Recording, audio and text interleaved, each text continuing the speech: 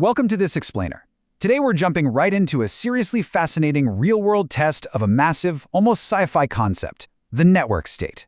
We're going to unpack exactly what happens when highly aligned, ultra-online communities try to physically manifest themselves in the real world, and the immense friction that creates when they bump up against traditional legacy governments. Okay, so let's dive into this, because, this question isn't just theoretical anymore. It literally just played out in real time this month, July 2026. For years now, technologists have been dreaming up and theorizing about building entirely new decentralized countries. But the thing is, when you finally drag that community out of the cloud and put it down on a piece of physical land, you instantly run into the hard, frankly undeniable reality of sovereign laws and international geopolitics. We're going to tackle this in 6 parts today. We'll start with the network state vision, then look at building the network school, followed by the geopolitical collision, the resulting U.S. threats and defiance, the relocation to Kazakhstan, and finally, state versus network. We've got a lot of ground to cover, so let's get into it. Section 1. The Network State Vision. We have to start with the core theory here, spearheaded by tech investor Balaji Srinivasan, because this absolutely sets the stage for everything that follows. The big idea here is literally building the successor to the traditional nation-state. According to our sources, the concept relies on starting entirely in the cloud. You build a highly aligned community, you scale up its digital economy, and then only then do you move to physical land by crowdfunding territory across a bunch of different jurisdictions. And the ultimate end goal of the whole shebang, to gain actual, legitimate diplomatic recognition on the world stage. Now, what's really wild to think about here is the incredibly specific alignment required just to join this community. It's a society built entirely from the ground up on shared technological and economic ideologies. We're not just talking about a random group of digital nomads hanging out. We're talking about a community that explicitly aligns on concepts like, say, trusting artificial intelligence over human judges, using Bitcoin instead of central banking systems, and recreating the sheer innovation of Silicon Valley, but without the physical baggage of San Francisco. It's a highly curated ideological framework designed to unite people digitally, way before they ever even meet physically. Section 2. Building the network school. Because, well, a cloud community eventually has to sleep somewhere, right? They need actual physical infrastructure to put this to the test. Enter the network school. This was meant to be the first major, practical implementation of the network state concept. It was designed as a real-world deployment meant to bring together hundreds of technologists to learn, build, earn cryptocurrency, and essentially lay the physical foundation of this brand new society. They were basically trying to clone stamp a fully formed community right into existence. And this brings us to the core tension of this entire explainer. On one side, you have their digital ideals, a society touting completely borderless access, Web3 crypto passports, and its own completely decentralized cryptocurrency economy. Sounds great in the cloud, but on the other hand, you have physical reality. The school was located in Forest City, Malaysia. This is a massive $100 billion Chinese-developed zone, and despite being marketed as a startup society playground, it is firmly, undeniably subject to the sovereign laws of the Malaysian government. You can have all the borderless crypto passports in the world, but at the end of the day, you are still physically breathing and operating inside a legacy nation-state. Section 3. The Geopolitical Collision. This is the inciting incident, the exact moment where high-minded theory crashed spectacularly hard into geopolitical reality.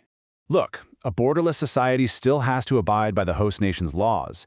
And this is exactly where the intensely heated global political climate pierced right through the tech bubble. A massive public outcry erupted on social media following allegations that the network school was hosting tech workers from what the author specifically terms Jacob's land. Critics were heavily citing the ongoing genocide crisis and the devastating bloodshed in the Middle East as the core catalyst for this anger, essentially alleging these individuals were bypassing the host country's incredibly strict national entry bans regarding Jacob's land nationals. The geopolitical spillover was instantaneous. When we lay out the timeline, the sheer speed of this collapse is just staggering. In early July 2026, the social media outcry kicks off. By July 15th, just days later, Malaysian Prime Minister Anwar Ibrahim issues a strict, zero-tolerance deportation directive for any Jacob's Land citizens found in the country. Shortly after that, local authorities in Johor straight-up revoke the network school's business licenses. By late July, the United States government gets involved, creating a massive diplomatic standoff, which ultimately forces the network school to totally shut down and announce its relocation. I mean, within literally a few weeks, a decentralized tech experiment mutated into a full-blown international diplomatic crisis. Section 4. U.S. Threats and Defiance. because the situation quickly escalated way beyond local zoning disputes or basic business licenses. Traditional state powers firmly entered the chat. 8 U.S. House Democrats penned a joint letter vehemently condemning Malaysia's retaliatory deportation policy. But they didn't just stop at a strongly worded letter. They applied hard geopolitical leverage. They threatened to completely cut off U.S. military training funding, specifically IMET funding, if Malaysia didn't immediately reverse its entry ban. So now this little digital school was caught directly in a high-stakes tug-of-war between the United States and Malaysia. And the crucial takeaway here is that Prime Minister Anwar Ibrahim remained entirely unblinkingly defiant. He publicly rejected the U.S. threats entirely, calling them baseless. He effectively used the moment to reinforce Malaysia's physical sovereign power and its firm pro-Palestine foreign policy. And honestly, this perfectly demonstrates the absolute limits of the network state. All the cryptocurrency and digital alignment in the universe couldn't protect the school from the hard police power and foreign policy directives of the host nation. Section 5. Relocating to Kazakhstan. Caught directly in the crossfire of two sovereign states throwing their weight around, the network school had to make a move. Despite their immense financial backing, despite all their deep digital alignment, the community simply lacked the physical police power to resist the state's eviction notice. Local authorities officially cited administrative and premises breaches to justify yanking their licenses. And just like that, the digital utopia was abruptly, legally, and most importantly, physically shut down. In the end, the network had to retreat. They were forced to cease all operations in Malaysia, pack their bags, and sign a brand new memorandum of understanding just to move their physical operations entirely to Kazakhstan. It served as a really stark reminder that until a network state has its own officially recognized sovereign land, it is merely a tenant living under a landlord's rules. Section 6. State versus network. So, zooming out, what does all of this tell us about the broader conflict brewing between these new digital societies and legacy countries? Well, the author of the network state concept explicitly maps out history as a battle of Leviathans. The framing goes like this. First there was God, then came the state, and now we have the network, all vying for ultimate authority over human organization. What we just witnessed in Malaysia wasn't just a local licensing issue. It was a direct, localized collision between the traditional Leviathan of the physical state and the emerging Leviathan of the decentralized network. When you break down the dynamic of these competing powers, the contrast is incredible. The legacy nation-state is built on physical land, hard borders, and central banks, and it enforces its will through actual police power and deportation. The network state, on the flip side, is built on cloud communities, cryptocurrency, and cryptography.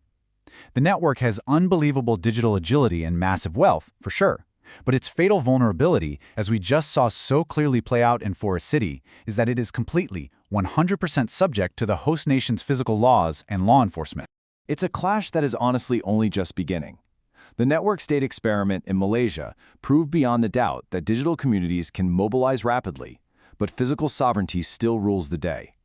Which leaves us with a critical, kind of uncomfortable thought to end this explainer on.